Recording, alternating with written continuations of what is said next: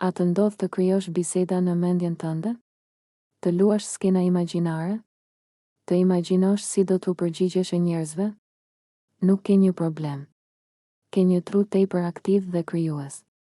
Ky fenomen njihet në psikologjinë njohëse dhe quhet simulim mendor social. Është një shenjë që truri yt po stërvitet të kuptojë, të reagojë, të parashikojë. Neuroshkencëtarët kanë vërtetuar se këto biseda të brendshëm aktivizojnë të njëjtat zona të trurit si bisedat e vërteta. Truri yt I përjeton ato pothuajse si reale. Pra jo, nuk është humbje kohe.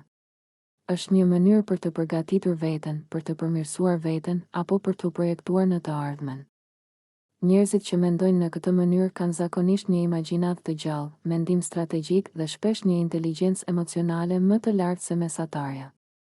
Por ki kujdes, kjo mënyrë funksionimi mund të sjellë edhe lodhje mendore, sepse truri yt përjeton disa versione të së njëjtës situatë dhe trupi yt reagon sikur gjithçka po ndodh vërtet.